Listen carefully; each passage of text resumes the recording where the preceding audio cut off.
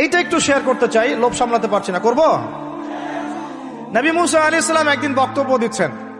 কি দিচ্ছেন? বক্তব্যকে আরবিতে খুতবা বলা হয়।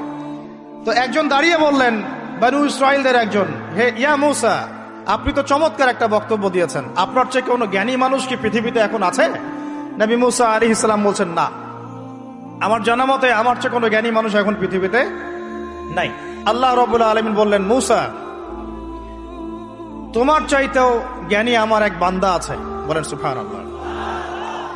নবী মুসা আলাইহিস সালাম যখনই শুনতে পারলেন যে আমার চেয়েও জ্ঞানী একজন বান্দা আছে, তিনি বললেন যে আমি তার সাথে দেখা করতে চাই, আমি তার সাথে দেখা করতে চাই। যুবকরা শোনেন, জ্ঞানী মানুষের সন্ধান পাওয়ার পরে নবী মুসা নবী হয়েও দূর দূরান্ত সফর করেছেন ওই জ্ঞানী মানুষের সাথে সাক্ষাৎ করার জন্য।